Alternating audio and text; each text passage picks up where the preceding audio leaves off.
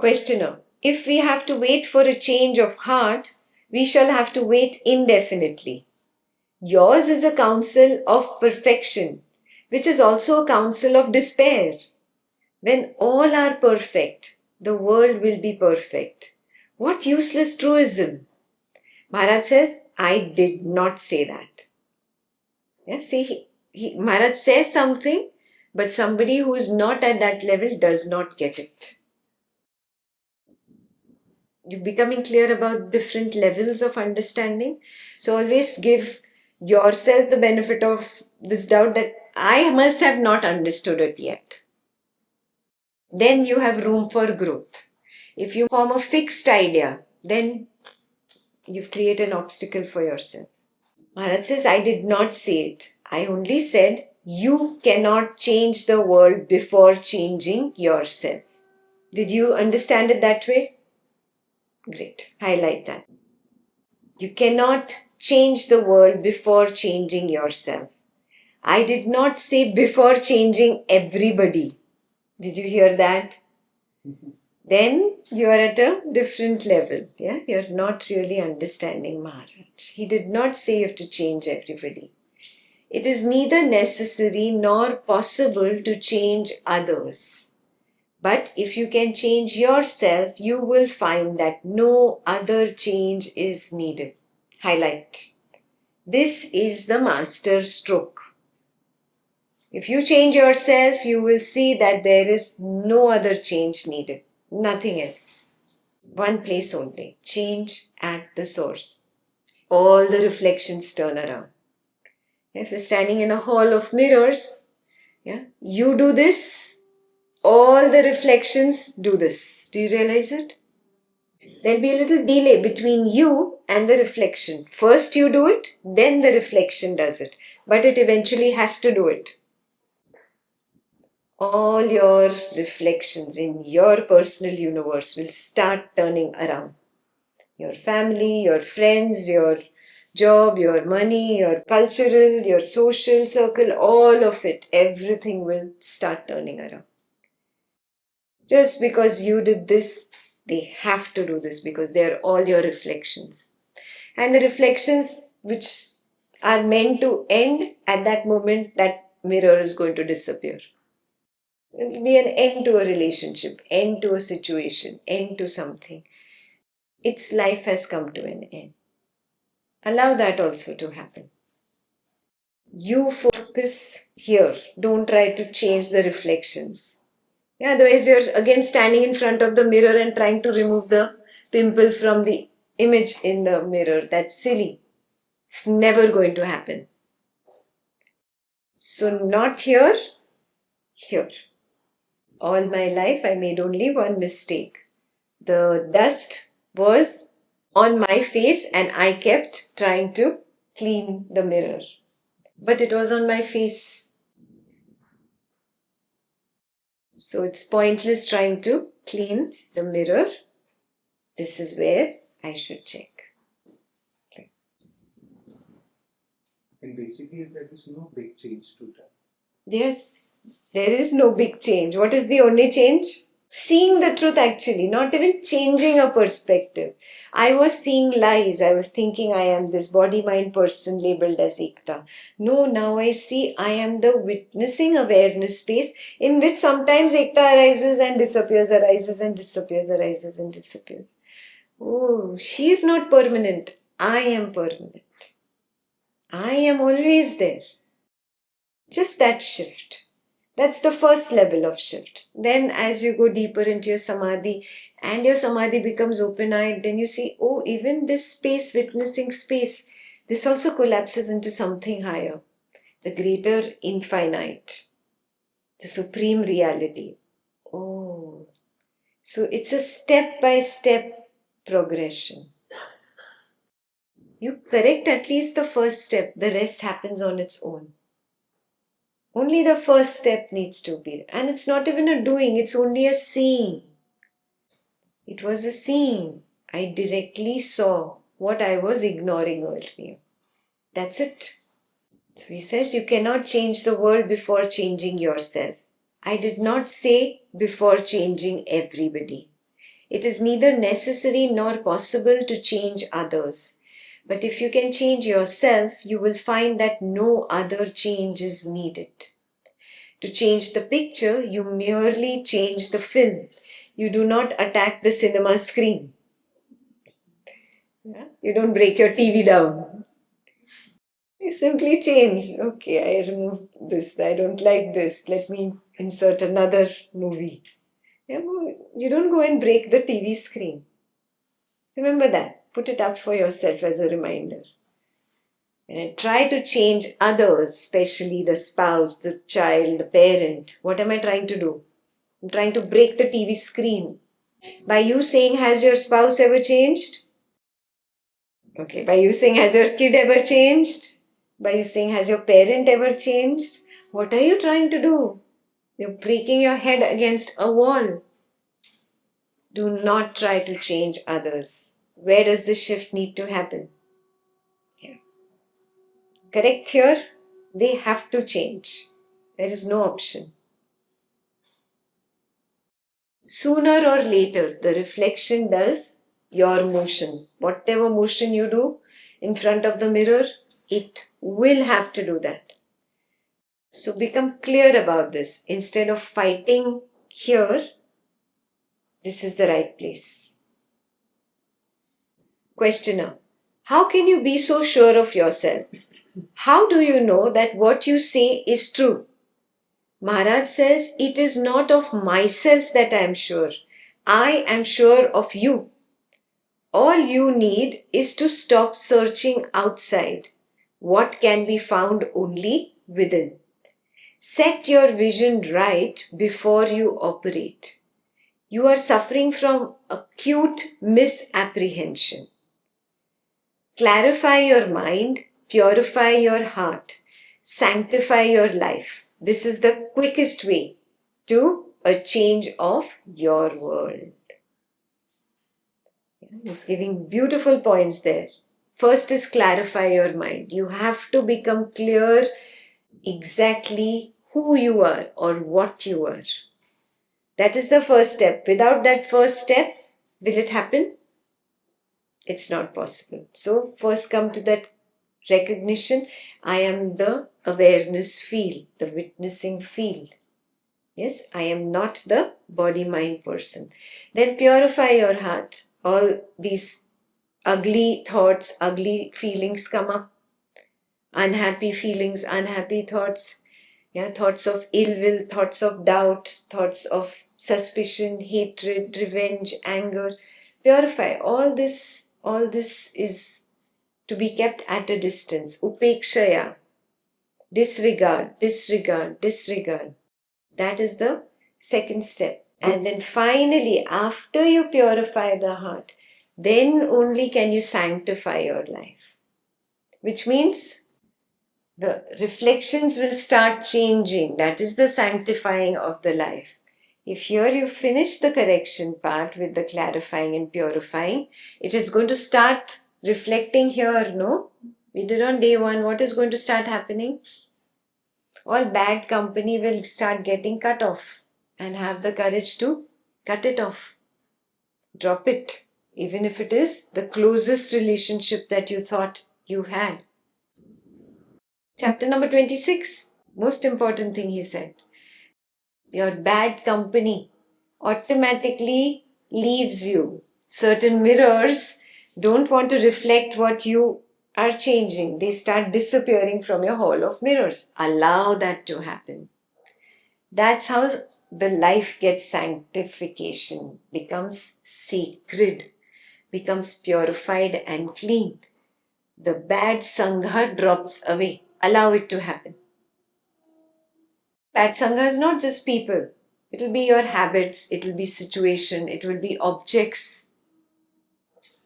It will be so many things. You see what drops away and allow that to happen. Clarification, purification automatically leads to sanctification. And you have to allow that to happen. And why all this remedying is required? Because you're suffering from which disease? Acute misapprehension. Yeah, what is acute misapprehension? So misapprehension means wrong understanding, wrong seeing. You're seeing things wrongly. That is your disease. That's it. Acute misapprehension. You're understanding things wrongly. I love this person, so if the person is asking me to sin, I will sin. I love the person more than my spiritual progress.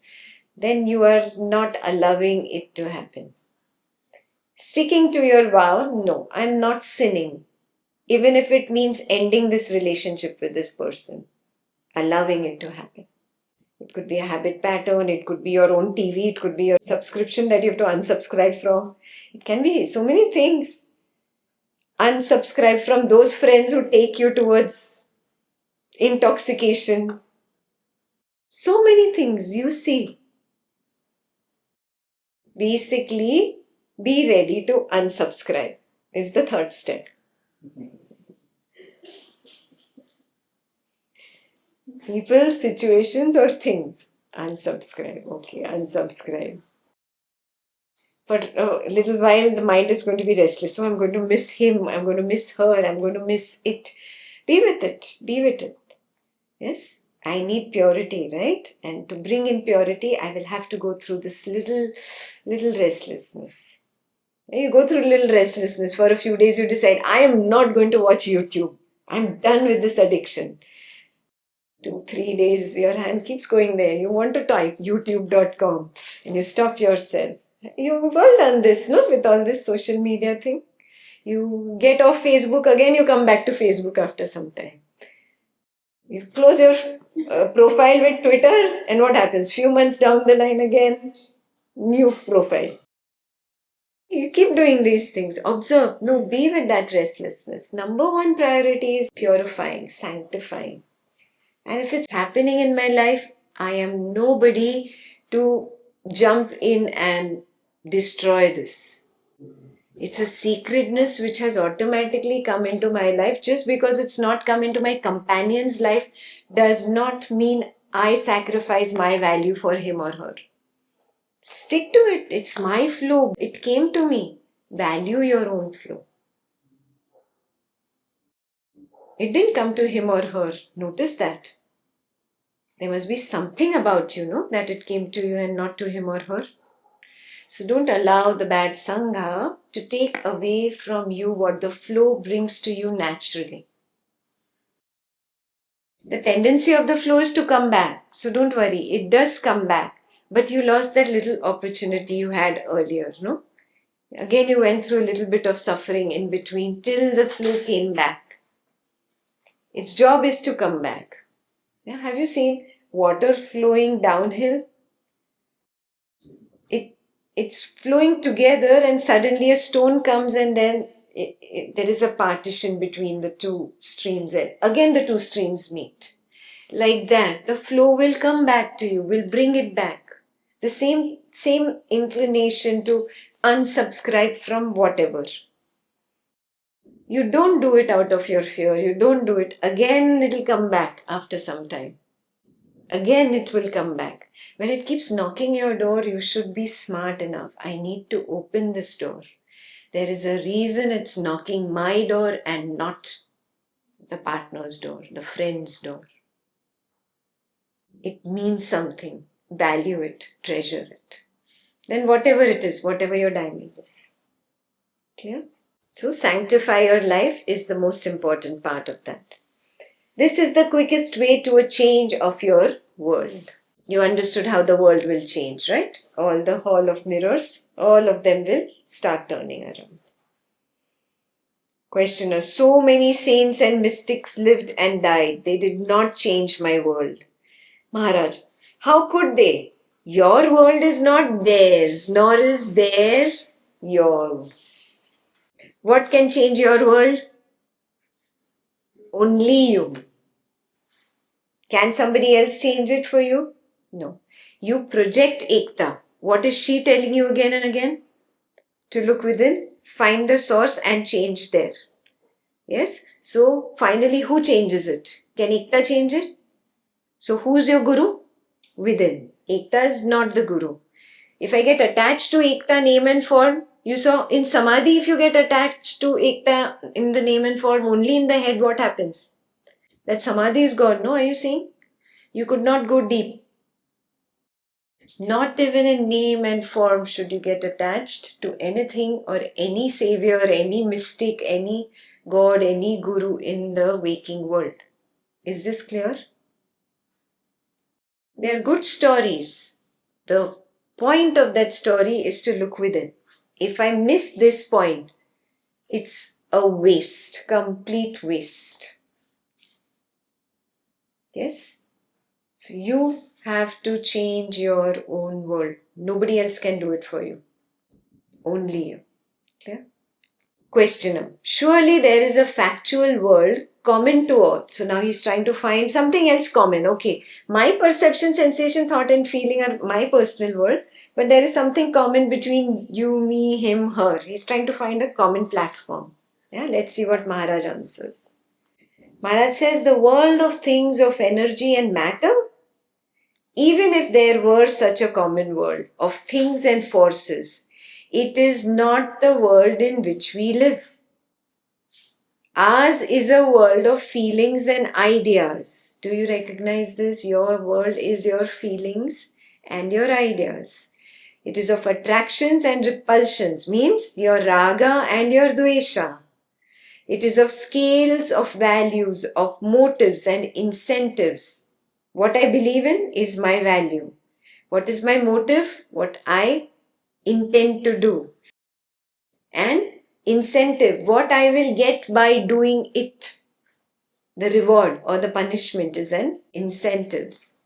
It is a mental world altogether. So where do you live? In your mental world. Do you see this? There is no common world, he's saying. There is no common physical world. But even if there was, do you live there? You live in your mind. You live in your own waking projection. You never live in your so-called imaginary common world. It's not there.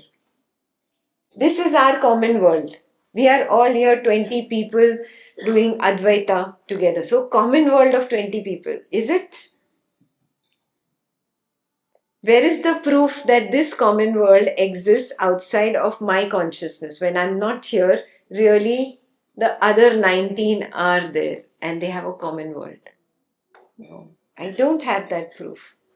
My direct seeing, only what is in my waking projection, that is what is the world. I do not have a world outside of my own waking projection. It's your projection. I don't even hear it. You told me now, okay, I'm trying really hard. I don't even know first you're talking about voices, what music is going on. Then third, I got it. Did you see it? So it's your projection. The more a person is bothered by sound, he is the one projects it more. Somebody who has no problem with it, it is all me. There is no issue with the world as it is. I'm completely away. When I'm completely away, I'm not just away from this, I'm away from this. This doesn't bother me. This doesn't attract me. This does not repel me. So attempt to see that your projection is always based off your attachment. Your desire or fear projects. That is what is your seeing. And only that much you see because of your personal projection. You cannot see beyond your personal projection. Now you understand this in direct seeing. Now you go home and watch a scientific video where 6 scientists are sitting on stage and talking exactly this, that there is no world that can be proved out there by science. Everything is in the mind. And that's where you'll hear exactly the sentence that the projection is inside out, not outside in. In truth, you know the reality. As a baby, there was no I, you. You knew the oneness. You were clear about it. You embraced the conditioning. You did not really use your acumen to break through and see there is a difference between a conditioning, I am the doer, so I'm taking this responsibility, and the reality, I am not really doing it. And this glimpse keeps coming up. Throughout your life, you had it. Not one person can claim that you didn't have it. This is so clear. Yeah, and you really feel stupid after watching the 6 scientists discuss this. That I neither got on the path of spirituality and saw this on my own, and I didn't even get into proper science. I was just stuck in my blind attachment to the world. So I'll read that again. The world of things, of energy and matter, even if there were such a common world of things and forces, it is not the world in which we live. Ours is a world of feelings and ideas, of attractions and repulsions, of scales of values, of motives and incentives. It is a mental world altogether. Biologically, we need very little. Our problems are of a different order. Problems created by desires and fears and wrong ideas can be solved only on the level of the mind. You must conquer your own mind, and for this you must go beyond it. Yeah, pause there. So, where are the problems caused? By my own desire and my own fear. So, what is the fifth degree of seeing? I am only projecting it. Whatever is my projection is projected out of what? My desire, my fear. When you start seeing this, then you see problem is caused by what? Me. Is the problem caused by that which is projected on the screen? No. How can you blame the projection? It is caused by my desire. So where does the correction need to happen? Here. Correction cannot happen here. It has to happen where the problem lies. The locus of the problem is here, not here. So, the most important line in that is you must conquer your mind, and for this you must go beyond it. Can you deal with the mind at the level of the mind? What is mind? Thought. Can one thought talk to another thought? Can one thought educate another thought? Can one thought make another stupid thought an intelligent thought? No. Is this very clear? Is thought conscious by itself? Can you look at a thought right now? 2 plus 2 is 4. Is the thought conscious by itself? How did the thought come up? What was required for the thought to come up? When Ekta gave the command, say 2 plus 2 is 4, I, the consciousness, said 2 plus 2 is 4. Could it come up without me? Therefore, experience of thought is equal to consciousness, is equal to, there is no proceeding here. It is equal to. Is this clear? Yes? So, what is beyond thought? Consciousness. To bring up that thought, consciousness was required. Could the thought come up by itself? What does it mean? Thought is not conscious. Thought is not conscious by itself. If thought is not conscious by itself, one thought cannot educate another thought. You cannot deal with the mind at the level of the mind. You have to go beyond the mind at the witness consciousness level. Only when you go beyond the mind can you deal with the mind. That is that sentence. You must conquer your mind, and for this you must go beyond the mind. It's not that all your life you didn't know about the witness consciousness. You always knew, but you ignored yourself. Now you are understanding yourself. You're knowing your true position is beyond. It was never the mind and never the body. Body is out of question altogether. But it was never the mind. This is what you are really disentangling from. This illusion. It was like a ball of wool that was all entangled. Now it's getting disentangled, where you see, oh, so clearly, I am beyond the mind. Only that which is beyond the mind can correct things here. Take the correct stand. Go beyond. Now see the flow, and you will see automatically the body mind will call for the taxi. Automatically, there will be the happening of things, the packing, the planning, the getting to the airport and leaving, traveling, getting there. Automatically, everything happens. You just stay beyond the mind. Do not get into desire, do not get into fear. To stay free from the problem, only one step. Recognize I am beyond the mind. I always was. Before this, I only fooled myself that I am the body mind. Yeah, it'll automatically happen. That is called Maryada. So, in the last sentence of the previous paragraph, he says, you must conquer your own mind, and for this, you must go beyond it. Questioner, what does it mean to go beyond the mind? Maharaj, you have gone beyond the body, haven't you? You do not closely follow your digestion, the circulation, or elimination. These have become automatic. In the same way, the mind should work automatically without calling for attention. This will not happen unless the mind works faultlessly.